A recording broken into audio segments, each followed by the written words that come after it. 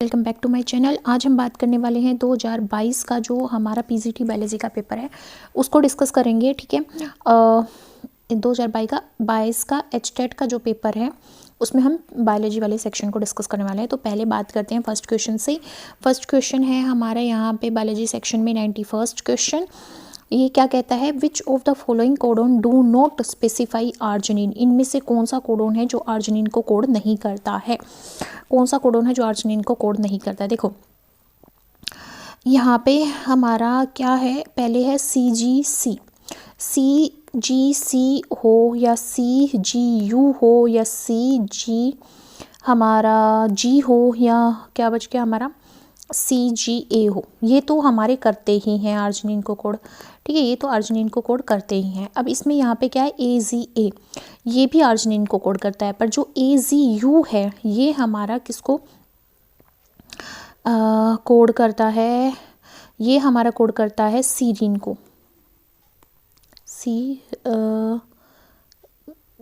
Serine को code करता है। मैंने स्पेलिंग मिस्टेक कर दी, देखो SERINE। ठीक है, सीरीन को कोड करता है। आर्जिनिन, यहाँ पे आर्जिनिन की बात करें तो चार तो ये हमारे कोडोन होंगे जो आर्जिनिन को कोड करेंगे। एक होगा हमारा AZA और एक होगा हमारा AZZ। AZA और AZZ तो 6 कोडोन होते हैं जो आर्जिनिन को कोड करते हैं। ठीक है, सीरीन को कौन कोड करता है, हमारा यहाँ पे AZU। क्वेश्चन है, which one of the following is a x linked recessive disease. X linked recessive disease कौन सी है इनमें से। देखो हमने क्लास 12th में भी पढ़ा है कि एक्स लिंक्ड हमारी रिसेसिव डिजीज़ कौन सी होती है, हेमोफीलिया होती है ना, जिसकी वजह से हमारा ब्लड क्लॉट बनने की एबिलिटी ख़राब हो जाती है। मतलब कि जो हमारा ब्लड क्लॉटिंग फैक्टर 8 और 9 है वो नहीं बन पाते, जिसकी वजह से ब्लड क्लॉट नहीं बन पाता है। ठीक है, अब यहाँ पे दूसरी डिजीज़ दे रखी है डायबिटीज़ इंसिपिडिस, है ना। ये एक ऐसी कंडीशन है जिसमें किडनी वाटर कंजर्व नहीं कर पाती।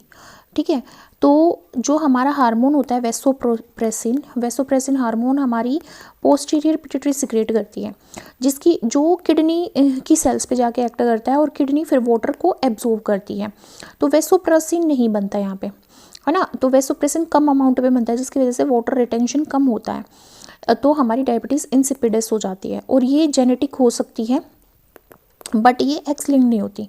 नेक्स्ट हमारी शुडो रिकेट्स दे रखी है। ये हमारी शुडो रिकेट्स नाम की कोई डिजीज़ नहीं है। रिकेट्स हमने पढ़ा है, रिकेट्स जो विटामिन डी की डेफिशिएंसी की वजह से होती है ना, जिसमें हमारी बोन्स बिल्कुल फ्रेजाइल हो जाती हैं, चला नहीं जाता। आपने देखा होगा बहुत सारे लोगों के कंडीशन में। हाइपरट्राइकोसिस ये कंडीशन है जिसमें एक्सेसिव हेयर ग्रोथ होती है, बहुत सारे रीजन की वजह से हो सकती है, कोई जेनेटिक सिंड्रोम की वजह से हो सकती है, बट ये भी हमारे एक्स लिंक्ड नहीं होता। हाइपरट्राइकस में क्या होता है, एक्सेसिव हेयर ग्रोथ होती है। तो एक्स लिंक्ड हमारी क्या है, हेमोफीलिया। नेक्स्ट है, which of the following is responsible for failure of vaccine in infants. Infants जो न्यू बॉर्न बेबीज़ होते हैं उनमें वैक्सीन के फेल होने के इनमें से कौन से कारण हैं, maternal antibodies, endotoxins, serum protease या ग्लूकोकोर्टिकोइड्स। तो मैटरनल एंटीबॉडीज़, क्योंकि मदर फीड करवाती है न्यूबॉर्न बेबीज़ को, तो मदर से यहाँ पे एंटीबॉडीज़ पास होती हैं। एक तो प्लेसेंटा के थ्रू होती है, एक तो प्लेसेंटा के थ्रू कौन सी एंटीबॉडी पास होती है, हमारी इम्यूनोग्लोबिन G मदर से बेबी में। और हमारी जो मैटरनल एंटीबॉडीज़ हैं मिल्क के थ्रू भी ट्रांसफ़र होती हैं। तो वो क्या करती हैं, वो वैक्सीन को फेल कर देती है, क्योंकि वैक्सीन में क्या होगा, या तो हमारा वायरस होगा, वो उसको उसके जो डिजीज़ कोजिंग प्रोटीन है उसको किल करके उसको इंजेक्ट करा जाता है, या फिर एटीन्यूएटेड फॉर्म में हमारी वैक्सीन दी जाती है। तो एंटीबॉडीज़ उस पर अटैक करेंगी, जिसकी वजह से वो क्या होगा, सक्सेसफुल नहीं हो पाएगी। तो मैटरनल एंटीबॉडीज़ की वजह से वैक्सीन सक्सेसफुल नहीं हो पाती। एंडोटॉक्सिन क्या होता है, एंडोटॉक्सिन बैक्टीरिया की सेल वॉल का एक कंपोनेंट है जो बैक्टीरियल सेल में पाया जाता है। सीरम प्रोटीज क्या है, ये एक एंजाइम है। प्रोटीज क्या होता है, जो प्रोटीन के ऊपर एक्ट करता है। ग्लूकोकोर्टिकोइड्स स्टीरॉयड हार्मोन होते हैं, ये इम्यूनोसुप्रेसिव इफेक्ट शो करते हैं। नेक्स्ट क्वेश्चन हमारे पास क्या है, which of the following is incorrect for snakes. Snakes के लिए इनमें से कौन सा इनकरेक्ट है। Bones of palate are movable, pectoral girdle is present, ribs are free, ventrally snakes are sensitive to airborne vibration, ये पूछा गया है। तो इनमें से कौन सा हमारा इनकरेक्ट है स्नेक्स के केस में, कि जो पेक्टोरल गिल्डर है वो नहीं प्रेजेंट होता है। पेक्टोरल गिल्डर जैसे हमारा प्रेजेंट होता है, शोल्डर गिल्डर जिसको बोलते हैं ना, हमारा जो हैंड वाली बोन्स हैं वो बोन अटैच होती है पेक्टोरल गिल्डर से, तो वो स्नेक्स में प्रेजेंट नहीं होता। ठीक है, पैलेट की जो बोन्स है वो मूवेबल होती हैं जिससे वो मूव कर पाते हैं। रिप्स फ्री होती है, वेंट्रली प्रेजेंट होती है। स्नेक सेंसिटिव होते हैं एयरबोर्न वाइब्रेशन से, बट उनमें पेक्टोरल गिल्डर इज प्रेजेंट, नहीं पाया जाता उनमें। नेक्स्ट है armadillo contributed to the development of vaccine 4। Armadillo ने किसके लिए वैक्सीन को डेवलप किया था? लेप्रोसी के लिए वैक्सीन को डेवलप किया था। कोरोना की वैक्सीन तो हमने देख ली, पर एड्स की कोई वैक्सीन नहीं होती। ठीक है, नेक्स्ट है और जो हमारी BCG है वो ट्यूबरकुलोसिस के लिए दी जाती है। Chemically FSH follicular stimulating hormone is, chemically अगर हम बात करें फोलिकुलर स्टिमुलेटिंग हार्मोन की, तो वो ग्लाइकोलिपिड होता है या ग्लाइकोप्रोटीन होता है, फोस्फो ग्लूकोप्रोटीन होता है या स्पिंगोलिपिड होता है। तो कौन सा होता है? वो होता है ग्लाइकोप्रोटीन। ग्लाइकोप्रोटीन की फॉर्म में प्रेजेंट होता है follicular stimulating hormone. Anti sense technology, sense और एंटी सेंस टेक्नोलॉजी है, RNA के केस में हम यूज़ करते हैं इसको। एंटी सेंस टेक्नोलॉजी इज क्या होती है? When a piece of RNA that is complementary in sequence is use to stop expression of a specific gene. Antisense technology क्या होती है? जिसमें एक पीस RNA का कंप्लीमेंट्री होता है सीक्वेंस में और उसको यूज़ किया जाता है स्पेसिफिक जीन के एक्सप्रेशन को स्टॉप करने के लिए। बिल्कुल सही है, RNA का एक पीस होता है जो कंप्लीमेंट्री होता है किसके? एक स्पेसिफिक जीन के, जिसके एक्सप्रेशन को हम स्टॉप करना चाहते हैं। मतलब एक्सप्रेशन को स्टॉप करने का मतलब है कि उसका mRNA ना बने, है ना। mRNA नहीं बनेगा, उसका प्रोटीन नहीं बनेगा, उसका वो एक्सप्रेस नहीं कर पाएगा। ठीक है, तो फर्स्ट ही ऑप्शन हमारा यहाँ पे ठीक है। RNA polymerase that produce DNA। RNA polymerase तो हमारे नॉर्मल सिस्टम में भी प्रेजेंट होते हैं जो DNA को प्रोड्यूस करते हैं। A cell displaying a foreign antigen used for synthesis of antigen, no. Presence of somatoclonal variant in tissue culture, ये तो अलग हमारा कंसेप्ट हो गया।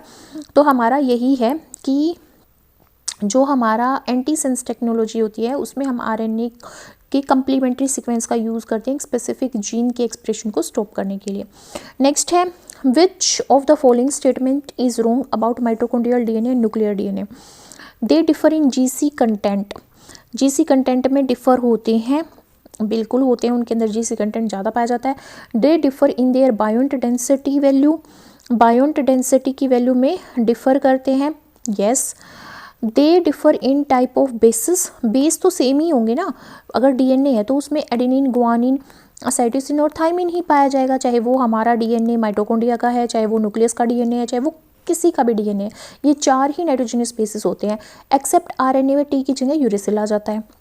दे डिफर इन मेल्टिंग टेम्परेचर, मेल्टिंग टेम्परेचर में डिफर कर सकते हैं बट बेस में नहीं डिफर करेंगे, तो third option will be the correct answer. Which of the following is correct sequence of the component in A reflex arc. Reflex arc बहुत easy question है, क्लास 10th से पढ़ते आते हैं हम। रिफ्लेक्स आर्क का करेक्ट सीक्वेंस बताना है कंपोनेंट का। इसमें दे रखा मसल्स, मोटर न्यूरॉन, रिसेप्टर। देखो सबसे पहले तो हमारे रिसेप्टर्स ही आते हैं, ये तो कॉमन सी बात है। चौथे ऑप्शन में भी रिसेप्टर है, ठीक है। ये पहले मसल्स वाले तो कैंसिल आउट हो गए, क्योंकि देखो मैं गर्म प्लेट को टच कर रही हूँ और एकदम से मैंने हाथ हटा लिया, वो रिफ्लेक्स एक्शन है। तो रिफ्लेक्स एक्शन में क्या आता है? पहले हमारे जो स्किन वाले होंगे वो रिसेप्टर काम करेंगे, है ना, वो रिसेप्टर्स हमारे काम करेंगे। तो पहले सबसे पहले रिसेप्टर्स आएंगे, फिर रिसेप्टर के बाद मोटर न्यूरॉन तो आ नहीं सकती, तो चौथा भी कैंसिल आउट हो गया, है ना। सबसे पहले हमारे रिसेप्टर्स आएंगे, फिर सेंसरी न्यूरॉन्स भेजेंगी सिग्नल स्पाइनल कॉर्ड को, स्पाइनल कॉर्ड मोटर न्यूरॉन को भेजेगी, मोटर न्यूरॉन मसल्स को सिग्नल देगी कि हाथ हटा ले। तो हमारा third option will be the correct answer. Next है the first tetrapod originated in, जो पहला हमारा टेट्रापोड था वो कब ओरिजिनेट हुआ था?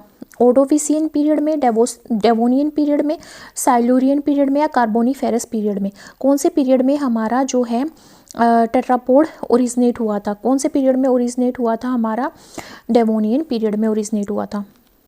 जो हमारा फर्स्ट टेट्रापोड होता है वो इवोल्व हुआ था, उसका जब इवोल्यूशन हुआ था वो लोब्ड फिन फिशेस से इवोल्व हुआ था। और डेवोनियन पीरियड में हुआ था। ओर्डोविशियन पीरियड हमारा बहुत सारे इन्वर्टिब्रेट के ओरिजिन के लिए जाना जाता है, मतलब इसमें बहुत सारे हमारे जो मेरीन इन्वर्टिब्रेट्स थे वो ओरिजिनेट हुए थे। सबसे पहले ओर्डोविशियन पीरियड में हमें देखने को मिली थी फिश, ठीक है, बट टेट्रापोड देखने को नहीं मिले। बहुत सारे इन्वर्टिब्रेट्स थे और फिर फिश देखने को फिश तक का जो ओरिजिन है या फिर बोले फिश तक का इवोल्यूशन है हमारा ओर्डोविशियन पीरियड में हुआ, ठीक है। और हमारा जो डेवोनियन पीरियड में हमारे फर्स्ट टेट्रापोड कौन कौन से थे? एक्ैंथोस्टेगा एंड इक्थायोस्टेगा एंड इक्थायोस्टेगा, ये हमारे किस में देखने को मिले थे? हमारे डेवोनियन पीरियड में फर्स्ट टेट्रापोड, 4 पैरों वाले। साइलूरियन पीरियड में हमने सबसे पहले जॉड फिशेस को देखा था, जॉड फिशेस, ठीक है। एंड आर्थ्रोपोड्स भी इसमें आए थे, ठीक है। और कार्बोनिफेरस पीरियड में जो हमारे टेट्रापोड्स हैं वो बहुत डाइवर्स हो गए थे, फुल्ली टेरेस्ट्रियल हो गए थे, ठीक है। पहले हमारा डेवोनियन आया, फिर उसके बाद कार्बोनिफेरस में हमारे टेट्रापोड्स क्या हो गए? डाइवर्स हो गए। नेक्स्ट है which one of the following sales maintain A current of water in sponge में करंट ऑफ वाटर कौन मेंटेन करती है? अगर ये तो बहुत ईजी क्वेश्चन है, क्वानोसाइट्स मेंटेन करती हैं। क्वानोसाइट्स को कूलर सेल्स भी बोलते थे। इस तरह की शेप होती है ना क्वानोसाइट्स की, ट्यूबुलर सेल्स होती हैं। मायोसाइट्स कॉन्ट्रैक्टाइल सेल्स होती हैं और ओस्कुलम के अंदर साइज़ को और पोर्स को रेगुलेट करती हैं। क्रोमोसाइट्स अमीबोइड सेल्स हैं, पिगमेंट देंगी, स्पंज का कलर को फॉर्म होगा। पोरोसाइट्स पोर फॉर्मिंग होंगी। क्वानोसाइट्स होती हैं सिर्फ फ्लेजिलेटेड टाइप की जो सेल्स होती हैं जो वाटर करंट को मेंटेन करती है ओस्कुलम के अंदर। नेक्स्ट है read following statement and choose the correct option. pyramid of number in grassland ecosystem is upright। तो ग्रासलैंड जो हमारा इकोसिस्टम है उसमें जो पिरामिड ऑफ नंबर है वो क्या होता है? अपराइट होता है। बिल्कुल ठीक बात है। क्यों होता है अपराइट? क्योंकि जो प्रोड्यूसर्स होते हैं वो कौन से होंगे? ग्रास होंगे, और ग्रास न्यूमेरियस होगी। फिर उसके बाद जो प्राइमरी कंज्यूमर होंगे वो थोड़े कम होंगे हमारे प्रोड्यूसर्स के कंपैरिजन में, और हमारे बहुत कम होंगे सेकेंडरी कंज्यूमर, इसलिए क्या होता है? अपराइट होता है। नेक्स्ट है pyramid of number in tree ecosystem is inverted. ये बात भी बिल्कुल ठीक है, क्योंकि जो पिरामिड ऑफ नंबर है ट्री इकोसिस्टम में वो इन्वर्टेड होता है क्योंकि एक लार्ज प्रोड्यूसर ट्री वो बहुत सारे प्राइमरी कंज्यूमर्स को सपोर्ट करता है इकोसिस्टम में, जैसे बर्ड्स को, इंसेक्ट्स को, ह्यूमन बींग्स को भी इनडायरेक्टली, फ्रूट वगैरह के लिए, लकड़ियों के लिए, बहुत सारी चीज़ों के लिए। Pyramid of biomass in tree ecosystem is inverted, ये इनकरेक्ट है ना। इन्वर्टेड नहीं होता है ये, क्योंकि एक लार्ज ट्री में बहुत सारे हाई बायोमास होता है जो लोअर टोटल बायोमास को सपोर्ट करता है कंज्यूमर्स के, है ना। तो ये क्या होना चाहिए? अपराइट होना चाहिए। जो पिरामिड ऑफ बायोमास है इन एक्वेटिक इकोसिस्टम वो क्या होता है? इन्वर्टेड होता है। ये स्टेटमेंट भी ठीक है, क्योंकि जो हम एक्वेटिक लाइफ में बात कर रहे हैं तो उसमें जो प्रोड्यूसर होंगे वो क्या होंगे? प्रोड्यूसर होगा फाइटोप्लैंक्टन इसमें क्या होंगे? हमारे प्रोड्यूसर्स होंगे। वो क्या होते हैं? बहुत जल्दी उनका टर्नओवर बहुत रैपिड होता है, और जो स्टैंडिंग क्रॉप है वो बहुत कम होती हैं, जो प्लैंक्टन्स बहुत कम होते हैं, तो ये हमारा इन्वर्टेड होता है। तो ये भी ठीक है। तो कौन कौन सा ठीक है? ए, बी और डी ठीक है। ए, बी और डी मतलब कि फोर्थ आंसर यहाँ पे ठीक है। नेक्स्ट है conchology is the study of. Conchology study of shell होती है, पर किसकी शेल? है ना, conchology is the study of shell. किसकी शेल? मोलस्का की शेल की स्टडी को कॉन्कोलॉजी बोला जाता है। Which of the following is not true about virion. Virion, prion और हमारा वायरॉइड, हम वायरस ये सब पढ़ते हैं। इसने बोला विच of the following statement is not true about virion. विरियोन के केस में कौन से स्टेटमेंट सही नहीं है? इंट्रासेलुलर होता है? नहीं। एक्स्ट्रा सेलुलर होता है? बिल्कुल ठीक है। ए सेलुलर कंपोनेंट होता है, क्रिस्टलाइज भी हो जाता है, तो फर्स्ट ये ठीक नहीं है। नेक्स्ट है the union of sinus venosus with right auricles in some cases in mammals is marked externally by. इसने बोला जब यूनियन हो जाती है साइनस विनोसस, जब राइट ऑरिकल के साथ मिल जाती है मैमल्स के कुछ केसेस में, तो उसको हम क्या बोलते हैं, सल्कस टर्मिनालिस के थ्रू वो मार्क की जाती है, सल्कस टर्मिनालिस के थ्रू उसको मार्क किया जाता है। ऐसा ना कब होता है, ये होता है हमारा बेसिकली कब, जब हम एम्ब्रियोनिक स्टेज में होते हैं। एम्ब्रियोनिक स्टेज में ऐसा होता है, ठीक है। सल्कस टर्मिनालिस एक्सटर्नल ग्रूव होता है, मतलब थोड़ा शेलो सा डिप्रेशन होता है हार्ट के सरफेस पे, जिसमें ये मार्क करा जाता है कि भाई साइनस विनोसस यहाँ पे फ्यूज़ हो रखी थी हमारी राइट ओरिकल के साथ, है ना। कब हो रखी थी, जब हम एम्ब्रियोनिक स्टेज में थे, जब हमारी एम्ब्रियोनिक डेवलपमेंट हो रही थी, ठीक है।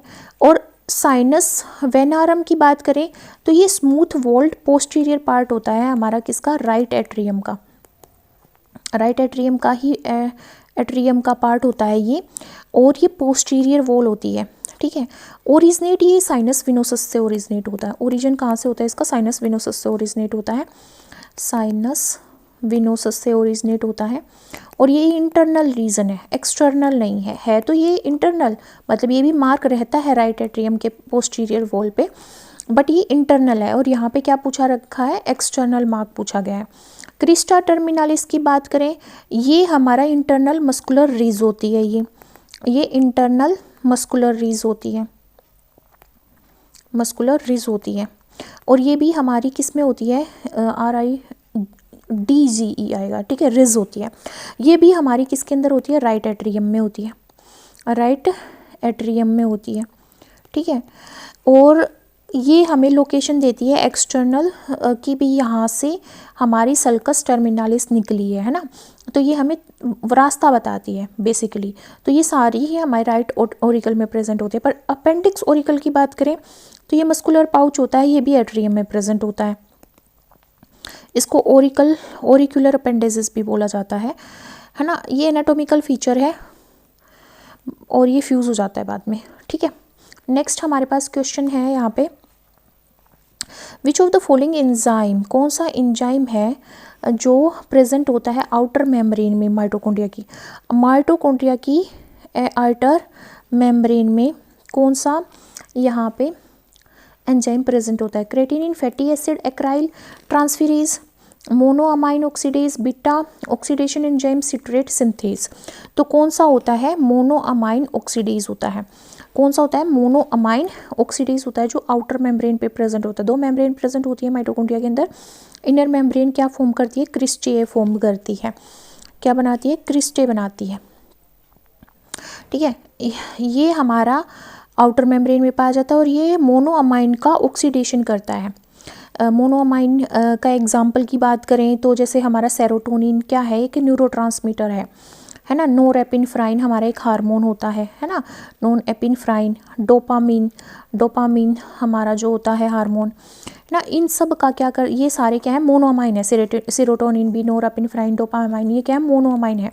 इनका ऑक्सीडेशन करती है मोनोअमाइन ऑक्सीडेज, MAO भी इसको बोला जाता है, MAO बोला जाता है, ठीक है। ये माइटोकॉन्ड्रिया के मैट्रिक्स में प्रेजेंट होता है। नेक्स्ट हमारे पास अच्छा, जो हमारा सिट्रेट सिंथेज यहाँ पे दे रखा है, ये कहाँ पे प्रेजेंट होगा, ये माइटोकॉन्ड्रिया के मैट्रिक्स में प्रेजेंट होगा। और ये कहाँ पे पार्टिसिपेट करता है सिट्रेट सिंथेज, क्रेब्स साइकिल में। क्रेब्स साइकिल में सिट्रेट TCA साइकिल जिसको बोलते हैं, उसमें ये पार्टिसिपेट करता है। और जो बीटा ऑक्सीडेशन एंजाइम्स होते हैं, ये भी माइटोकॉन्ड्रिया के मैट्रिक्स में प्रेजेंट होते हैं, ऑक्सीडेशन करने के लिए, ठीक है। और हमारा जो creatinine, fatty acid, acyl transferase है, ये फैटी एसिड ट्रांसपोर्ट में इन्वॉल्व होता है। जब फैटी एसिड को ट्रांसपोर्ट किया जाता है किसमें, माइटोकॉन्ड्रिया में, फैटी एसिड ट्रांसपोर्ट जब किया जाएगा माइटोकॉन्ड्रिया के अंदर, तब ये एंजाइम इन्वॉल्व होगा। थोड़ा हायर लेवल का क्वेश्चन है ये। नेक्स्ट हमारे पास आता है, the cartilage that forms the laryngeal prominence during male adolescence. Male adolescence के टाइम पे जो लेरेंजियल प्रोमिनेंस है, आपने देखा होगा मेल को हम डिस्टिंग्यूज करते हैं फीमेल से कि उनके यहाँ पे लेरिंग्स बाहर की तरफ निकला हुआ होता है। तो वो कौन सी हमारी कार्टिलेज है जिसकी वजह से प्रोमिनेंस बनती है, थायराइड कार्टिलेज की वजह से। जो लेरेंजियल प्रोमिनेंस है उसको एडम्स एप्पल हम बोलते हैं, क्या बोलते हैं, एडम्स एप्पल बोलते हैं। और ये किस में, मेल में देखने को मिलती है ना। और ये किसकी वजह से होती है, थायराइड कार्टिलेज की वजह से होती है। ये प्रोमिनेंट हो जाती है मेल के केस में हार्मोन्स की वजह से। नेक्स्ट है प्रोटोगाइनस हर्माफ्रोडाइट्स। प्रोटोगाइनस हर्माफ्रोडाइट की बात कर रहे हैं। रेफर टू ऑर्गेनिज्म, एक ऐसा ऑर्गेनिज्म होता है डेट आर बोर्न फीमेल, जो फीमेल की फॉर्म में बोर्न होता है, and some point in their life span change sex to male, और वो मेल में कन्वर्ट हो जाते हैं। ये प्रोटोगाइनी, प्रोटो मतलब पहले, गाइनी मतलब गाइनी फीमेल, पहले वो फीमेल की तरह होते हैं पर बाद में वो क्या हो जाते हैं, हर्माफ्रोडाइट इसीलिए बोला गया कि उसमें मेल और फीमेल दोनों के फीचर होंगे, बाद में मेल में कन्वर्ट हो जाते हैं। तो कौन होता है, dwarf angel fish, clown fish, सिलियोप्लाना या लेविपेक्स फस्कस। तो कौन होते हैं, क्लाउन फिश होती है, एनीमोन फिश भी इसको बोला जाता है ना। ये प्रोटांड्री एग्जिबिट करती है। पैरट फिश भी इसका एग्जाम्पल होती है, क्लोन फिश भी इसका एग्जाम्पल होती है। ठीक है, नेक्स्ट हमारे पास क्वेश्चन है, Nissl's granules are made up of. जो निसल ग्रेन्यूल्स हैं वो किससे मिलके बने होते हैं, DNA, protein, RNA, ribosomes, DNA and cholesterol, thymine and DNA. Nissl granules हमारे किससे मिलके बने होते हैं, हमारे आरएनए एंड राइबोसोम से मिलके बने होते हैं। With the help of codes given below, select the pairs of spices and condiments. यहाँ पे ये क्वेश्चन भी थोड़ा टफ है। इसमें पूछा गया है, साइंटिफिक नेम दिए गए हैं कुछ ऐसे प्लांट के जो एज ए स्पाइसेस यूज़ किए जाते हैं। तो इसमें हमें आइडेंटिफाई करना है कि कौन सा पेयर है बोटेनिकल नेम का और कौन सा प्लांट है जिसको हम as a specific name use करते हैं और एज ए कॉन्डिमेंट यूज़ करते हैं। तो देखो, पहला हमारे पास क्या है, सिनसोना ऑफिसिनालिस, है ना। पहला क्या है, सिनसोना ऑफिसिनालिस एंड सिनेमोमम जेलिलानिकम। सिनेमन जिससे ऑब्टेन की जाए, ये तो मसालों के नाम है, एक तो मसाले का नाम है इसमें और एक हमारा साइंटिफिक नेम है प्लांट का। तो है तो थोड़ा टफ है, बॉटनी से है ये। सिनसोना ऑफिसिनालिस, ये हमारा हमने बचपन में पढ़ते हैं, बिल्कुल बचपन में, मतलब मैंने इसको पढ़ा था सिनसोना को, मतलब 4th-5th क्लास में पढ़ा होगा शायद। सिनसोना जो होता है ना, उसको हम ऐसे क्यूनिन यूज़ करते हैं मलेरिया में, जो क्यूनिन देते हैं ना मलेरिया की मेडिसिन, सिनसोना को हम क्यूनिन बनाने के लिए यूज़ करते हैं, है ना, मेडिसिनल पर्पज़ के लिए यूज़ करते हैं, स्पाइसेस के लिए यूज़ नहीं करते। ये सिनेमोमम क्या है, सिनेमन से आया है, दालचीनी जिसको बोलते हैं। Piper nigrum, Plantago ovata. अब देखो, पाइपर निगम, पाइपर किसका नाम होता है, ब्लैक पेपर का, है ना। पाइपर निग्रम किसका नाम होता है, ब्लैक पेपर का, जो काली मिर्च होती है ब्लैक पेपर का नाम होता है। अब प्लेंटागो ओवाटा, ये हमारा क्या है, साइलियम, इसको एज ए लेक्सेटिव यूज़ किया जाता है। ये हमारा क्या है, साइलियम है, इसको एज ए लेक्सेटिव यूज़ किया जाता है। लेक्सेटिव होता है जैसे हमें कॉन्स्टिपेशन हो जाए और कॉन्स्टिपेशन होने के बाद हम लेक्सेटिव देते हैं कुछ पेशेंट को, जैसे किसी का ऑपरेशन हुआ हो, है ना, एब्डोमिनल में कहीं पे ऑपरेशन हुआ है उसका, तो हम उसको लूज़ क्या बोलेंगे, स्टूल लाने के लिए लेक्सेटिव देते हैं। तो प्लेंटागो ओवाटा जो हमारा साइलियम है, एज ए लेक्सेटिव इसका यूज़ किया जाता है, लेक्सेटिव की फॉर्म में इसको यूज़ किया जाता है। तो ये भी हमारा गलत है क्योंकि हम ब्लैक पेपर का यूज़ इसलिए तो नहीं करते। नेक्स्ट है इलिटेरिया कार्डामोमम एंड सिनेमोमम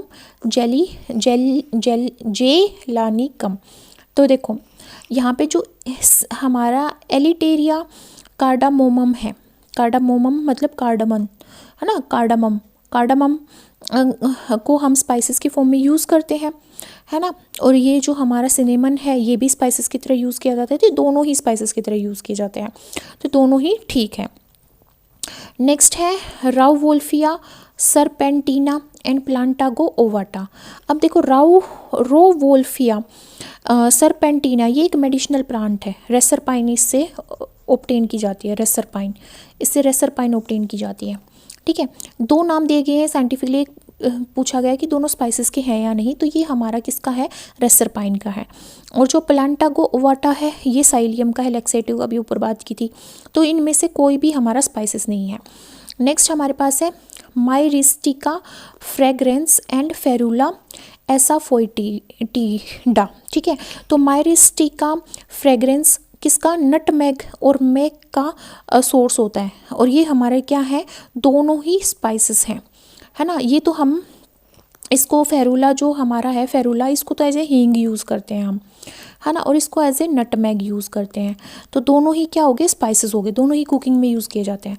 तो इसमें हमने क्या देखा, हमारा जो फर्स्ट है वो भी नहीं है, हमने देखा कि सी वाला ब्लैक पेपर और यहाँ पे हमारा ये सिनेमन वाला है ना, ये दोनों ही मसाले हैं, ये भी मसाले हैं, तो सी और ई हमारा यहाँ ठीक होगा। और बहुत टफ क्वेश्चन था। नेक्स्ट है which is used as a fish bait. Fish bait की फॉर्म में हम कौन से को यूज़ करते हैं, इनमें से पेट की फॉर्म में किसको यूज़ किया जाता है। पहला है लीच। लीच एक पैरासाइटिक ऑर्गेनिज्म है, हिरुडीनिया से बिलोंग करता है। कौन सी क्लास से बिलोंग करता है, हिरुडीनिया से। ब्लड सकिंग होता है, तो हम इसको फिश बेट की फॉर्म में तो यूज़ नहीं करेंगे, है ना, फिश बेट की फॉर्म में यूज़ नहीं करेंगे। नेक्स्ट है नेरिस।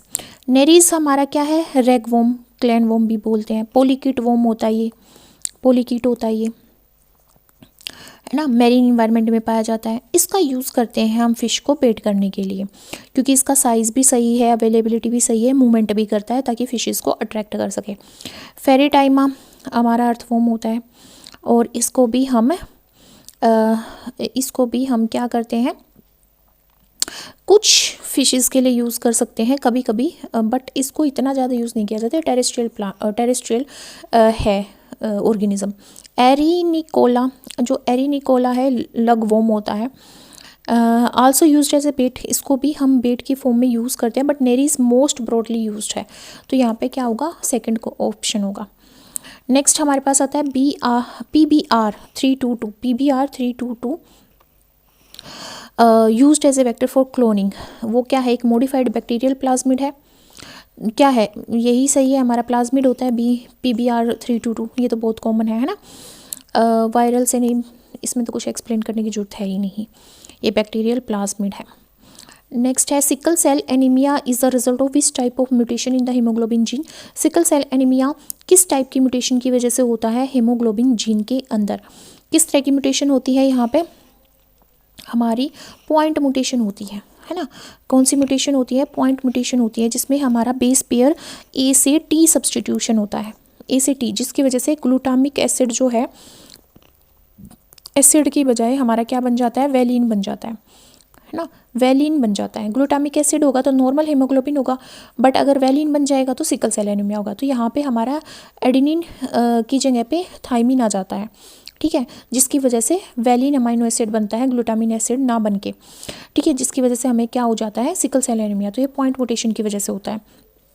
फ्रेम शिफ्ट म्यूटेशन वो होती है जिसमें इंजर्शन या डिलीशन होता है न्यूक्लियोटाइड का, और जिसकी वजह से जो रीडिंग फ्रेम होता है ना वो शिफ्ट हो जाता है। और डिलीशन में क्या होता है, कोई न्यूक्लियोटाइड डिलीट हो जाएगा, डुप्लीकेशन में डुप्लीकेट हो जाएगा। नेक्स्ट है while migrating larva of Ascaris takes place in fourth moult in. जब माइग्रेट कर रहा होता है लार्वा एस्केरिस का, फोर्थ मोल्ट हो जब उसकी, तो वो किस में माइग्रेट करेगा, लीवर में, लंग में, हार्ट में, इंटेस्टाइन में, किस में माइग्रेट करेगा, वो लंग में माइग्रेट करेगा, ठीक है। वो हैच करता है इंटेस्टाइन के अंदर और माइग्रेट करता है लीवर से हार्ट में, देन लंग्स में, पहले लीवर से हार्ट में जाएगा, फिर लंग्स में जाएगा, जहाँ पे वो थर्ड और फोर्थ मोल्ट करेगा, है ना, फिर उसको स्वोलो कर लिया जाएगा और वो मैच्योर होगा इंटेस्टाइन के अंदर, ठीक है। पहले कहाँ पे होगा, लीवर में जाता है, फिर हार्ट में जाता है, हार्ट से वो जाता है लंग्स में, और लंग्स में वो अपना थर्ड और फोर्थ जो मोल्ट है वो पूरा करता है। उसके बाद वो मैच्योर हो जाता है, स्वेलो करा जाता है, और फिर वो जाता है इंटेस्टाइन में, और इंटेस्टाइन में वो मैच्योर होता है, ठीक है, जब भी हम एस्केरिस की बात कर रहे हैं। नेक्स्ट है which one of the following is the systematic name for lactate dehydrogenase enzyme. देखो, जब हम क्लासिफिकेशन करते हैं ना, तो क्लासिफिकेशन किसका करते हैं, एंजाइम्स का। जब हम क्लासिफिकेशन करते हैं तो एंजाइम का भी हम नेमिंग करते हैं, एंजाइम्स की भी, और वो एंजाइम कमीशन के अकॉर्डिंग करते हैं। एंजाइम कमीशन EC जिसको बोलते हैं, एंजाइम कमीशन EC, ये न्यूमेरिकल क्लासिफिकेशन करता है एंजाइम्स का। तो यहाँ पे हमारा पूछा गया लैक्टेट डिहाइड्रोजिनेज के लिए, सबसे पहले क्या दिया है, E.C.1.1.1.27। ये किसके लिए है, ये बिल्कुल सही है, लैक्टेट डिहाइड्रोजिनेज के लिए है ना, जिसकी वजह से जो क्या करता है, लैक्टेट डिहाइड्रोजिनेज इंटर कन्वर्जन करता है पायरुवेट का लैक्टेट में, है ना, लैक्टेट का पायरुवेट में, पायरुवेट एंड लैक्टेट का इंटर कन्वर्जन करता है, ठीक है। और EC1.1.1.1.1 ये क्या है, ये अल्कोहल डिहाइड्रोजिनेज के लिए है, अल्कोहल डिहाइड्रोजिनेज के लिए है ये। और हमारा यहाँ पे E.C.2.3.1.6 है, ये किसके लिए होता है, acetyl coenzyme AC acetyl transferase के लिए, एसिटाइल ट्रांसफेरेज के लिए होता है, ट्रांसफेरेज के लिए, थायोलेज इसको बोला जाता है, थायोलेज बोला जाता है। E.C.1.1.1.6 ये हमारा कैटालेज के लिए है, किसके लिए आता है, ये कैटालेज के लिए आता है, ठीक है।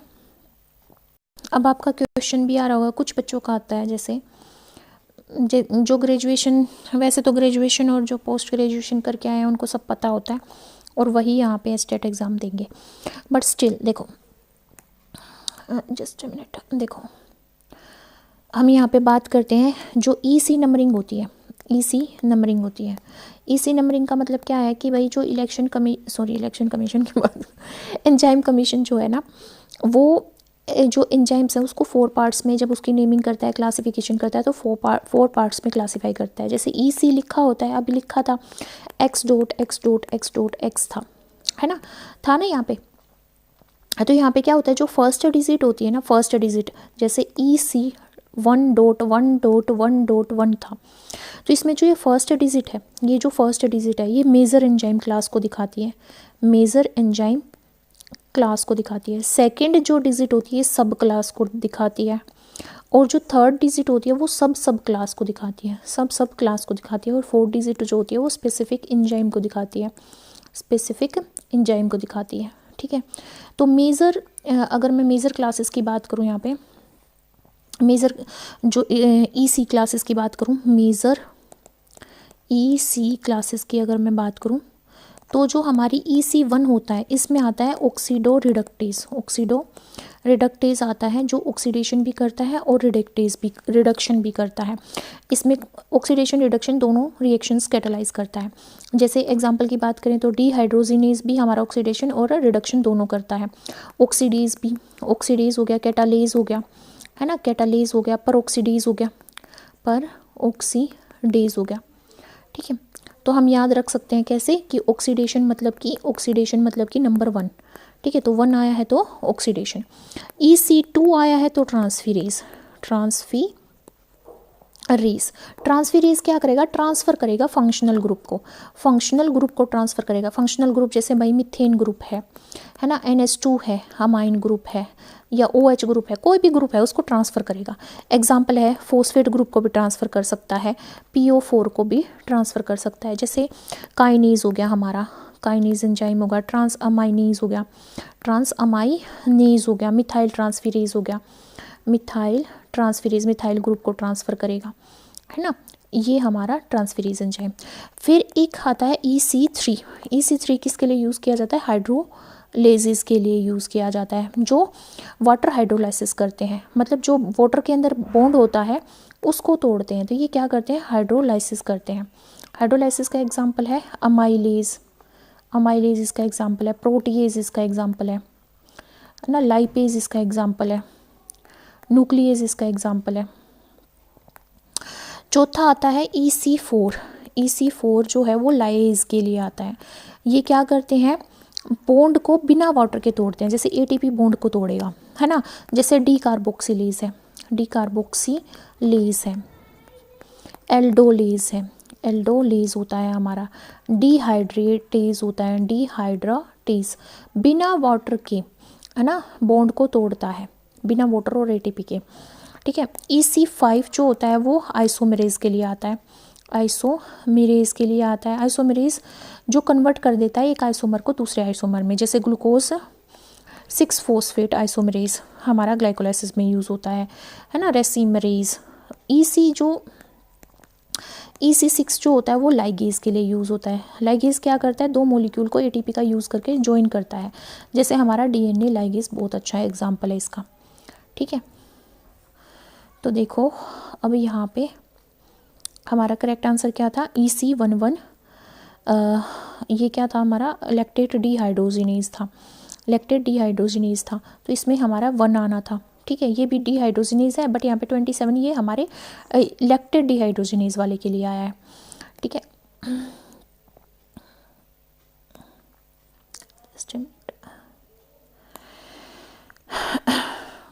नेक्स्ट क्वेश्चन देखते हैं। CD8 cells, CD8 cells recognise antigen present on, किसके ऊपर प्रेजेंट जो हमारा एंटीजन होगा उसको रिकॉग्नाइज करेगी CD8। इंटरफिरोन को के ऊपर, प्लाज्मोसाइट्स के ऊपर, हेपेटोसाइट्स के ऊपर। देखो हेपेटोसाइट्स लीवर की सेल्स होती हैं, एरिथ्रोसाइट्स RBCs होती हैं। ठीक है, प्लाज्मोसाइट्स प्लाज्मा सेल्स होती हैं। प्लाज्मा सेल्स कौन सी होती हैं? B sales. बी सेल्स का ही डिवीजन होता है प्लाज्मा सेल्स में, एंटीबॉडी बनाती हैं। ठीक है, तो हमारा जो इंटरफिरोन है ये सिग्नलिंग प्रोटीन है। ठीक है, तो हमारे यहाँ पे इंटरफिरोन क्या है? सिग्नलिंग प्रोटीन है। इंटरफिरोन एक्टिवेट करते हैं अलग अलग सेल्स को, जैसे मैक्रोफेजेस को एक्टिवेट करेंगे, ये साइटोटॉक्सिक टी सेल्स को एक्टिवेट करेंगे। तो यहाँ पे पूछा गया जो CD8 है, CD8 सेल्स को एंटीजन को रिकॉग्नाइज करेगी, वो एंटीजन किसके ऊपर प्रेजेंट होगा? हेपेटोसाइट्स के ऊपर, लीवर सेल्स के ऊपर। ये न्यूक्लिएटेड सेल्स होती हैं और ये एंटीजन को MHC class, major histocompatibility class 1 के थ्रू रिप्रेजेंट करती हैं एंटीजन को। हेपेटोसाइट्स जो हैं MHC क्लास 1 के थ्रू एंटीजन को रिप्रेजेंट करती हैं CD8 पे, और CD8 के थ्रू टी सेल्स रिकॉग्नाइज करती हैं एंटीजन्स को। ठीक है, नेक्स्ट है epidermal scales are present in. Epidermal scales characteristic feature होता है हमारा रेप्टाइल्स का। इसमें दे रखा स्कोलियोडोन। स्कोलियोडोन हमारी कार्टिलेजिनियस फिश है, कार्टिलेजिनियस फिश है ये, है ना, शार्क भी बोलते हैं इसको। इसमें प्लेकोइड स्केल्स प्रेजेंट होते हैं। प्लेकोइड स्केल्स होते हैं जो कौन से होते हैं? डर्मल होते हैं ओरिजिन में।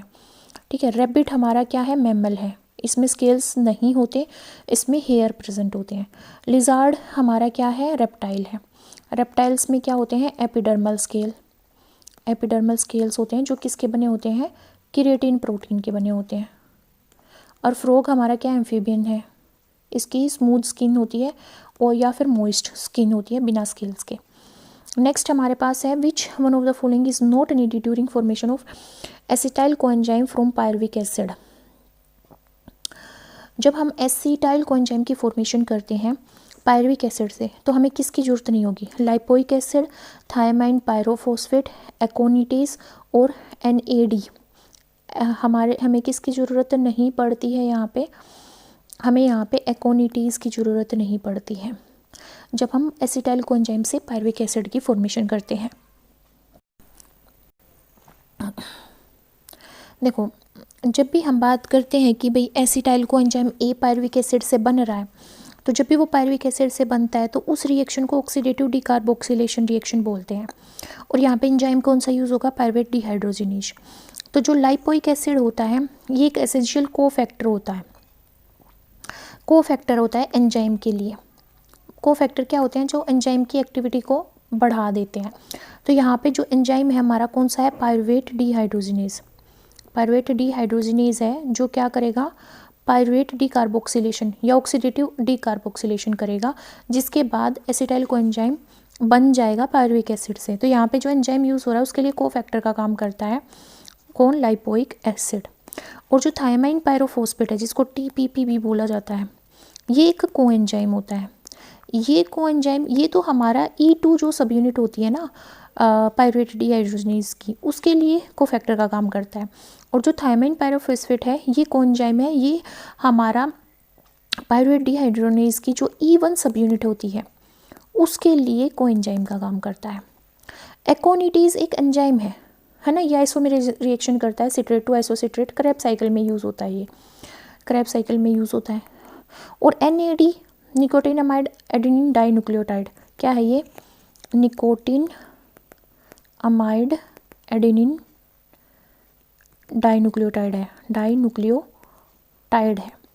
ठीक है, ये इलेक्ट्रॉन एक्सेप्टर की तरह काम करती है E3 सब यूनिट के लिए। E3 सब यूनिट किसकी? हमारे एंजाइम्स की। कौन सा एंजाइम? पायरुवेट डिहाइड्रोजिनेज का। तो ये तीनों तो यूज़ होंगे, पर एकोनिटीज यूज़ नहीं होगा। ये भी सब नहीं पता हो तो सिंपल है, ये तो हमें पता ही है कि ये क्रेब साइकिल में यूज़ होता है। ठीक है, नेक्स्ट है select the incorrect sequence of geological period और era using the code given below. यहाँ पे फर्स्ट ऑप्शन क्या दे रखा है, ट्रासिक, जुरासिक और क्रिटेशियस। देखो अगर हम ओल्डर टू यंगर जाएं, ओल्डर टू यंगर साइड में जाएं, है ना, तो ये हमारा सही है। किस में जाए, मेसोजोइक ईरा में। मेसोजोइक ईरा में अगर हम ओल्डर टू यंगर जाएं तो पहले ट्रासिक आया, फिर जुरासिक आया, फिर क्रिटेशियस आया। किसके अंदर आया, मेसोजोइक एरा के अंदर, ट्रासिक पीरियड, जुरासिक और क्रिटेशियस। ठीक है, ट्रासिक, ठीक है। नेक्स्ट देखो, पैलेजोइक, मेसोजोइक और सिनोजोइक। ये सीक्वेंस अगर हम ओल्डर टू यंगर में जाएं तो ये हमारा पैलेजोइक ईरा में मेसोजोइक आता है, पहले पैलेजोइक ईरा आता है, फिर मेसोजोइक ईरा आता है, फिर हमारा सिनोजोइक ईरा आता है। ठीक है, ये ठीक है, ये ओल्डर होता है हमारा और ये यंगर है। यहाँ पे देखो डेवोनियन, साइलूरियन और कार्बोनीफेरस। अगर हम पैलेजोइक एरा के अंदर चले, अगर हम पैलेजोइक एरा के अंदर चलें तो साइलूरियन, तो हमारा जो पहले आता है डेवोनियन, फिर आता है हमारा, पहले आता है हमारा साइलूरियन, फिर हमारा आता है डेवोनियन, फिर कार्बोनीफेरस, है ना। पहले आता है हमारा साइलूरियन, फिर आता है डेवोनियन और फिर आता है हमारा कार्बोनीफेरस, ठीक है। और जो हमारे यहाँ पे डेवोनियन पीरियड है वो यंगर होता है साइलूरियन से। ठीक है, तो ये हमारा गलत सीक्वेंस दे रखा, तो ए और बी ठीक है, और ए और बी ठीक है, first option will be the correct answer. पर यहाँ पे क्या पूछा गया है, इनकरेक्ट पूछा गया, तो सी गलत होगा, ओनली सी, तो third will be the correct answer. ठीक है, नेक्स्ट हमारा क्वेश्चन क्या है, skull in members of Ratitae is. जो स्कल है किसके मेंबर्स में, रेटिटियाई के मेंबर्स में जो स्कल है वो कैसा होगा, कैसा होगा। ऑप्शंस पढ़ते हैं। ऑप्शंस में क्या देखा है, स्काइजोगनाथस टाइप का होगा, डेस्मोगनाथस टाइप का होगा, ड्रोमेयोगनाथस टाइप का होगा, या एगियोथोगनाथस टाइप का होगा। देखो रेटिटस का जो स्कल होता है वो लार्ज होता है, फ्लाइटलेस स्कल्स होता है, फ्लाइटलेस बर्ड्स होते हैं हमारे किसके अंदर, रेटिटे के अंदर जो आते हैं, जैसे हमारे हो गया ओस्ट्रिच हो गया हमारा, इमस हो गया। तो ये इस तरह के जो बर्ड्स हैं वो हमारे किसके अंदर आते हैं, रेटिटे के अंदर आते हैं। ठीक है, किसके अंदर आते हैं, रेटिटे के अंदर आते हैं। ठीक है, और ये हमारे इनके अंदर कैसा स्कल होगा, फ्लाइटलेस स्कल होगा, फ्लाइटलेस बर्ड है ये। तो इसमें ड्रोमियोगनाथस टाइप का स्कल पाया जाता है, third option is the correct. इस टाइप के स्कल में जो पैलेट होती है वो प्रिमिटिव होती है, सॉलिड होती है। ठीक है, नेक्स्ट हमारा है, select the correct definition of osmosis. Movement of water from higher concentration to lower concentration, movement of water from its higher concentration to lower concentration through semi permeable membrane, और movement of water through aquaporin present in membrane, movement of water through semi permeable membrane.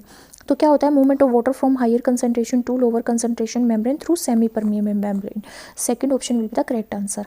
Next है, the length of food chain is limited to.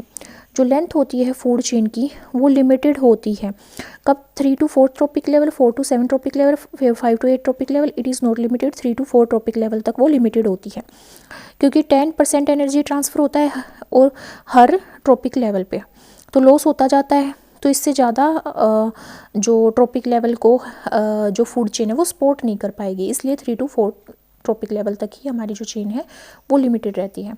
Next है, the DNA polymerase used in PCR technique में, polymerase chain reaction में जो DNA polymerase use किया जाता है वो किससे ऑब्टेन किया जाता है, बैसिलस थुरिनजेनेसिस, बीटी कॉटन में यूज़ होता है ना।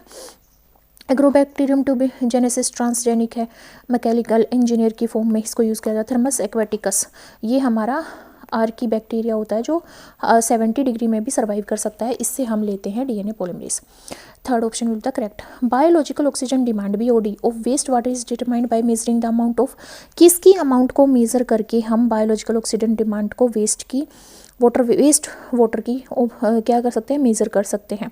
किसकी अमाउंट को मेज़र करना पड़ेगा हमें, total organic matter, oxygen consumption, biodegradable organic matter, ratio biodegradable organic matter to total organic matter. तो यहाँ पे क्या आता है, ऑक्सीजन कंजप्शन कितना हो रहा है। Vegetative propagation in Eichhornia takes place by Eichhornia, जिसको टेरर ऑफ बंगाल भी बोला जाता है, ठीक है, जो इतना स्प्रेड हो जाता है कि एक्वेटिक लाइफ डेड हो जाती है। तो ये कैसे प्रोपगेट करता है, वेजिटेटिवली कैसे प्रोपगेट करता है, ये प्रोपगेट करता है ऑफसेट के थ्रू। नेक्स्ट आता है, which of the following is not an example of genetically modified organism, GloFish, Flavr Savr, Molly, golden rice. इनमें से जेनेटिकली मॉडिफाइड ऑर्गेनिज्म कौन सा नहीं है, मोली नहीं है, मोली नहीं है जेनेटिकली मॉडिफाइड ऑर्गेनिज्म। देखो जो हमारी ग्लो फिश होती है ये जेनेटिकली मॉडिफाइड फ्लोरेसेंट फिश है, फर्स्ट जेनेटिकली मॉडिफाइड जिसको बेचा गया था एज ए पेट ऑर्गेनिज्म, ठीक है। Flavour shaver genetically modified tomato है, इसकी लॉन्गर सेल्फ लाइफ होती है। गोल्डन राइस तो विटामिन ई के लिए जेनेटिकली मॉडिफाई किए गए थे। मोली हमारी कॉमन स्पीसीज होती है फ्रेश वाटर फिश की, जिसको एक्वेरियम में हम रखते हैं, ठीक है। इसमें बहुत सारे कलर वेरिएशंस होते हैं, तो ये जेनेटिकली मॉडिफाई नहीं होती। नेक्स्ट है, सेलेक्ट द करेक्ट स्टेटमेंट।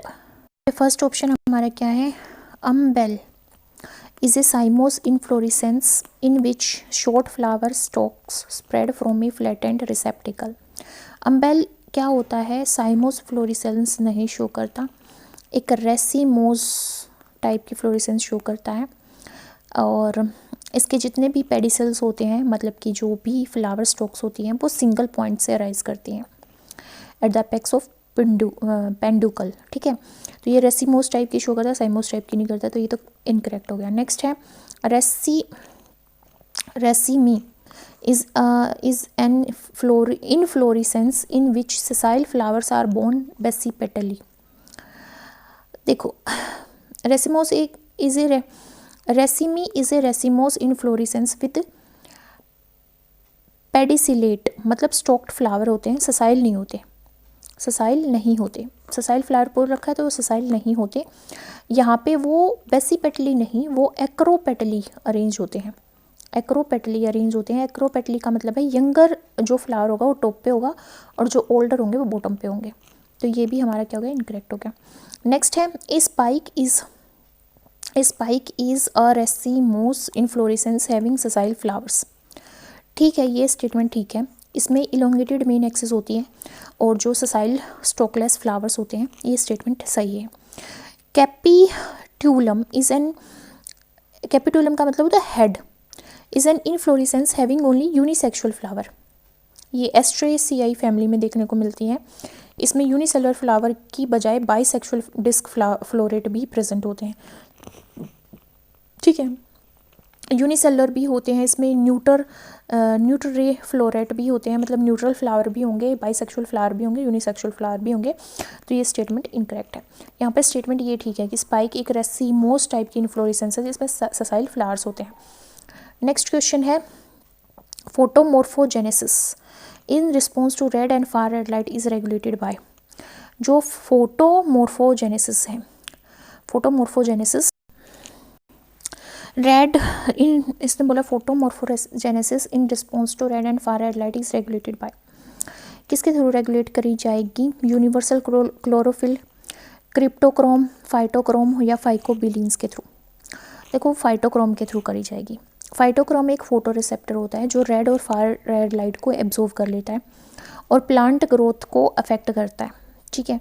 तो वो फोटोमॉर्फोजेनेसिस कोज करेगा।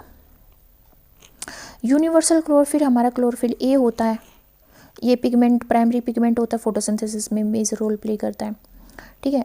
क्रिप्टोक्रोम की बात करें तो ये फोटो रिसेप्टर है, ये हमारे ब्लू लाइट को और जो अल्ट्रा वायलेट ए लाइट होती है उसको एब्जॉर्ब करता है और प्लांट की डेवलपमेंट को रेगुलेट करता है। फाइटोक्रोम की हमने बात कर ही ली कि ये रेड और फार रेड लाइट को एब्जॉर्ब करेगा। फाइकोबिलीन जो होता है ये एसेसरी पिगमेंट होता है, जो साइनोबैक्टीरिया और रेड एल्गी में पाया जाता है, ठीक है।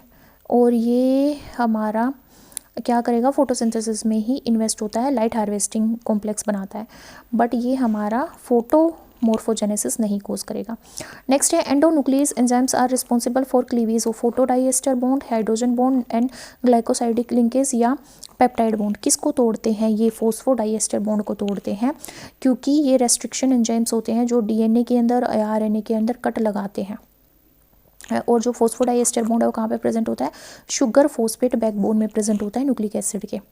ठीक है, हाइड्रोजन बॉन्ड बेस जुड़े होते हैं हाइड्रोजन बॉन्ड से। एन ग्लाइकोसाइडिक लिंक, ये नाइट्रोजन इस बेस को शुगर से अटैच करता है, तो हमें शुगर फोस्फेट बॉन्ड को तोड़ना है, तो first option will be the correct answer. The taxonomical aid where plants and animals are recognised based on contrasting characteristics is known as.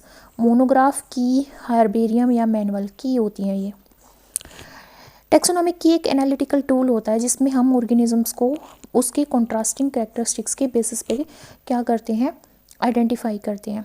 Monograph क्या होता है, एक बहुत बड़ा कॉम्प्रिहेंसिव टेक्स्ट होता है जो हमें डिटेल्ड इन्फॉर्मेशन देता है किसी भी एक टैक्सोन की, चाहे वो फैमिली हो, चाहे वो जीनस हो, कुछ भी हो। ठीक है, हर्बेरियम में हमें पता ही, हम प्रिजर्व करते हैं प्लांट स्पीसीज को, उनको स्टोर करते हैं सुखा के। ठीक है, मैनुअल क्या होती है, एक बुक होती है जो हमें एक स्पीसीज के बारे में इंफॉर्मेशन देती है, एक पर्टिकुलर जियोग्राफिक एरिया में जो स्पीसीज प्रेजेंट होती है। नेक्स्ट क्वेश्चन हमारे पास है the final acceptor of electrons in the electron transport chain.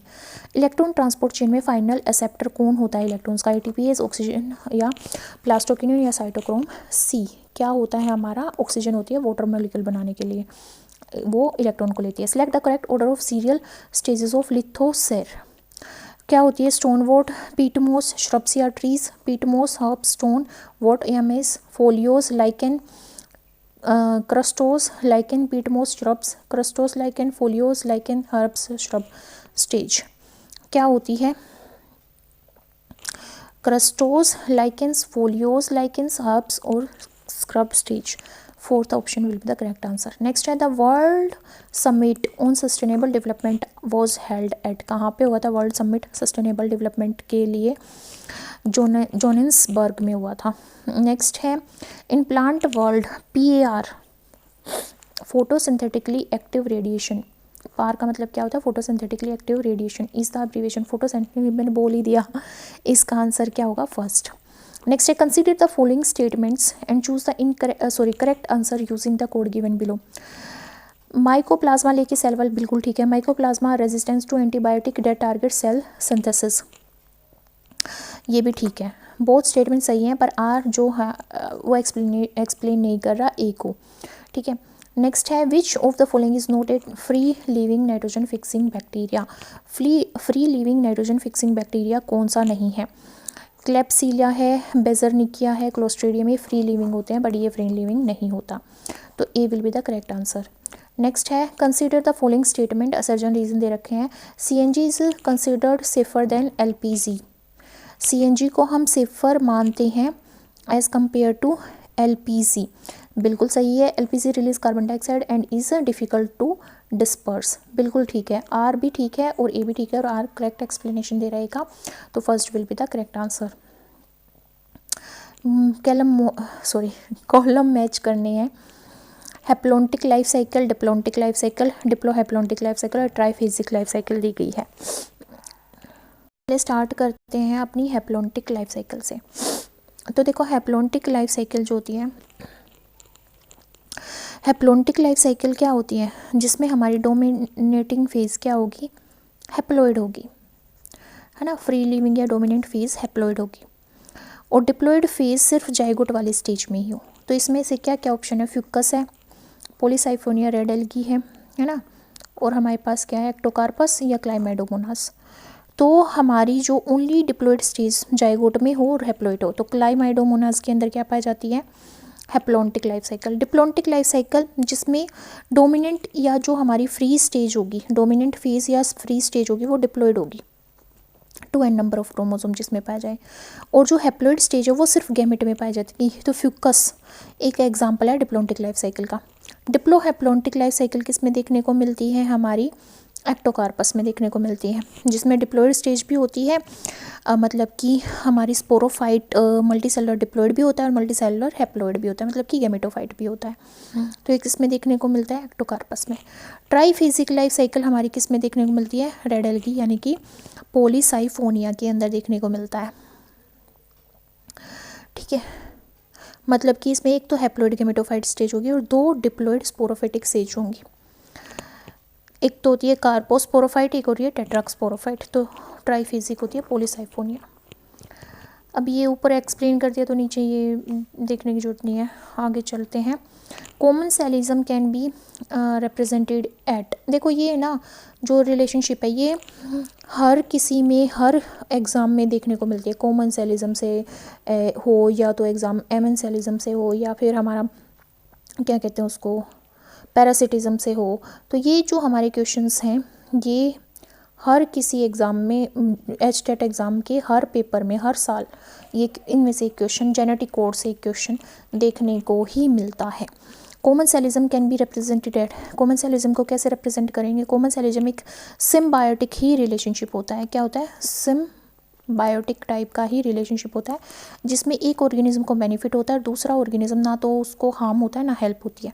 तो एक तो प्लस रहेगा, एक न्यूट्रल रहेगा, तो 0 आ जाएगा। तो प्लस और न्यूट्रल किस में है? 4th में है। नेक्स्ट है the number of chromosomes in a somatic cell of onion is 16। एक अनियन की सेल है जिसमें 16 है हमारे नंबर ऑफ क्रोमोसोम्स। ठीक है। How many DNA molecules are there in root tip cell, कितना नंबर ऑफ डीएनए मोलिक्यूल होंगे रूट टिप सेल के अंदर of onion during metaphase cell stage of cell division? 8 होंगे, 16 होंगे, 32 होंगे या 64 होंगे? कितने होंगे? 32। कैसे निकाला? देखो, जब हम एस फेज की बात करते हैं, जब हम किसकी बात करते हैं? एस फेज की बात करते हैं सेल साइकिल की, तो डीएनए रेप्लिकेशन होता है एस फेज में। मतलब नंबर जो डीएनए होगा वो डबल हो जाता है। इसमें डीएनए क्या हो जाता है? डबल हो जाता है। हाउएवर जो नंबर ऑफ क्रोमोसोम्स हैं वो सेम रहते हैं, पर डीएनए यहाँ पे डबल हो जाता है। पर नंबर ऑफ क्रोमोसोम्स की बात जो हम कर रहे हैं, क्रोमोसोम्स मतलब कि जो सिस्टर क्रोमेटिड्स है उनका नंबर भी सेम रहेगा, नंबर ऑफ क्रोमोसोम का नंबर भी क्या रहेगा? सेम रहेगा। और जब हम किसकी बात करते हैं? मेटाफेज की बात करते हैं, तो हर एक जो क्रोमोसोम्स हैं, हर एक क्रोमोसोम के अंदर कितने होते हैं? एक क्रोमोसोम के अंदर 2 सिस्टर क्रोमेटिड होते हैं, 2 सिस्टर क्रोमेटिड्स होते हैं, और हर एक क्रोमेटिड के अंदर एक सिंगल डीएनए मॉलिक्यूल होता है। तो number of DNA molecule double होता है। किसका डबल होता है? नंबर ऑफ क्रोमेटिड्स का, है ना। एक क्रोमोसोम के अंदर 2 सिस्टर क्रोमेटिड्स और 2 सिस्टर क्रोमेटिड्स में 2 ही डीएनए होंगे। तो हमारे पास क्या था? 16 सोमेटिक सेल्स थी। तो नंबर ऑफ क्रोमोसोम यहाँ पे इसने बोला है नंबर ऑफ क्रोमोसोम कितने होंगे? नंबर ऑफ क्रोमोसोम डबल हो जाएंगे। Number of DNA molecule double, तो नंबर ऑफ क्रोमोसोम कितने होंगे? डबल हो जाएंगे। 16 × 2 32 डीएनए मॉलिक्यूल्स। तो 32 will be the answer. Next है the oxygen scavenging in Frankia induced root nodule for nitrogen fixation is carried out by, ये किसकी वजह से होती है? हेट्रोसिस्ट। हेट्रोसिस्ट किस में प्रेजेंट होते हैं? ब्लू ग्रीन एल्गी साइनोबैक्टीरिया के अंदर। लेग हेमोग्लोबिन एक जनरल कंटेक्स्ट है नाइट्रोजन फिक्सिंग नोड्यूल्स के लिए। और फ्रैंकिया ये मैकेनिज्म शो करता है। ठीक है, फ्रैंकिया एक नाइट्रोजन फिक्सिंग बैक्टीरिया होता है जो नोड्यूल्स फॉर्म करता है नॉन लेग्यूमिनस प्लांट में।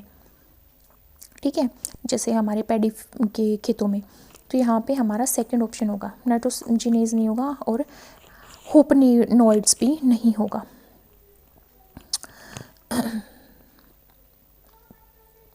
नेक्स्ट क्वेश्चन है select the correct statement in reference to pollen tube.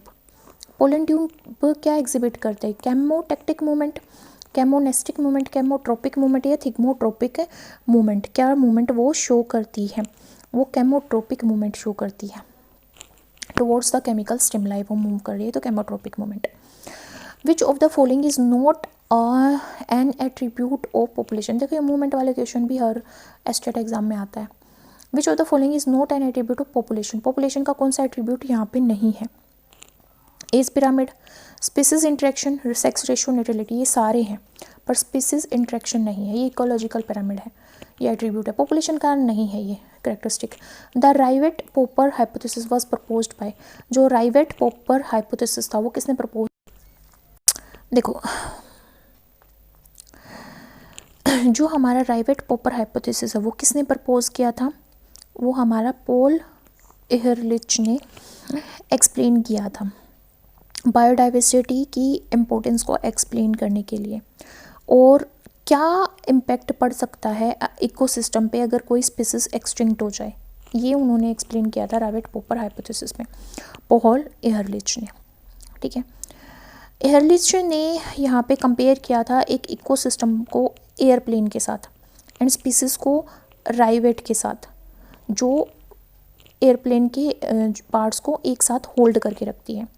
उन्होंने बोला था जैसे हम कोई पार्ट टूट जाएगा तो एयरप्लेन फ्लाई नहीं कर पाएगा, उसी तरह अगर कोई स्पीसीज लॉस हो गई, मतलब लॉस हो गया, तो इकोसिस्टम फंक्शन नहीं कर पाएगा। ठीक है, तो जो लॉस है किसी स्पीसीज का, क्रिटिकल स्पीसीज का, वो बहुत सारा सीरियस थ्रेट कोज कर सकती है इकोसिस्टम में, ये बात उन्होंने बोली थी। ठीक है, और यहाँ पे पहला है ऑप्शन पॉल राइवेट एंड पोपर एच, ये इनकरेक्ट कॉम्बिनेशन है। ठीक है, ये तो हमारा जो हाइपोथेसिस है वो पॉल एहरलिच ने दिया था, ये तो इसी के बारे में एक्सप्लेन कर रहे हैं। और जो फरमान और जो गार्डिनर है और हमारा शेंकलिन है, ये अंटार्कटिका ओजोन होल के ऊपर इन्होंने काम किया था। ठीक है, कि भाई कैसे ओजोन उनके अंदर होल हो रहा है, क्या इम्पैक्ट आ रहा है अंटार्कटिका पे। और जो HR पोपर हैं ये भी इनकरेक्ट नहीं है यहाँ पे। ठीक है, तो यहाँ पे करेक्ट आंसर क्या होगा, पॉल एहरलिच। नेक्स्ट क्वेश्चन है the oxygenase activity of Rubisco initiate, oxygenase activity जो है रुबिस्को की वो क्या इनिशिएट करती है, C3 cycle, C4 cycle, cam cycle या फिर C2 साइकिल, या फिर C2 साइकिल, वो क्या यहाँ पे इनिशिएट करती है, वो C2 साइकिल को इनिशिएट करती है। Trichodesmium the cause of redness of Red Sea, वो एन आर्किक बैक्टीरिया है, एक रोडोफाइसियाई मेंबर है, साइनोबैक्टीरिया, एक रेड मोल्ड है, क्या है ये है एक साइनोबैक्टीरिया। नेक्स्ट है which of the following the most abundant biomolecule on earth, biomolecule, most abundant biomolecule क्या है, बायोमोलिक्यूल की बात की गई है तो सेलुलोज, रुबिस्को भी हमारा अबेंडेंट में पाया जाता है, पर बायोमोलिक्यूल की बात की गई है तो सेलुलोज आएगा। नेक्स्ट हमारे पास क्वेश्चन है consider the following statement and choose the correct answer using the code given below. Heartwood is less susceptible to fungus and contains less moisture than sapwood. sapwood. तो ये बिल्कुल बात सही है, लेस ससेप्टेबल होती है, हार्ड होती है क्योंकि वो फंगस उस पर नहीं लगती और मॉइस्चर भी नहीं लगता, पर सैपवुड पे जल्दी लग जाता है। Heartwood store secondary metabolites and have tylosis, तो ये बात भी हमारी सही है और आर जो है करेक्ट एक्सप्लेनेशन है ए का, तो यहाँ पे क्या होगा हमारा करेक्ट आंसर ए। ठीक है, नेक्स्ट क्वेश्चन हमारा आता है select the incorrect statement regarding facilitated transport in plants, special membrane proteins are required for the process, तो ये भी बात सही है, फैसिलिटेटेड ट्रांसपोर्ट के लिए हमें फैसिलिटेट करना पड़ेगा तो स्पेशल टाइप के प्रोटीन की रिक्वायरमेंट होगी। It is a downhill transport, low concentration to higher concentration होता है, इसमें ATP की रिक्वायरमेंट तो नहीं होती, बट ये हमारा डाउन हिल ट्रांसपोर्ट होता है। In this process the transport saturate, इस प्रोसेस में ट्रांसपोर्ट सेचुरेट हो जाता है, ये भी बात सही है। It is a non selective process, no ये एक सिलेक्टिव प्रोसेस होती है, हम सिलेक्ट करते हैं मोलिक्यूल्स को जो हमें ट्रांसपोर्ट करना होता है।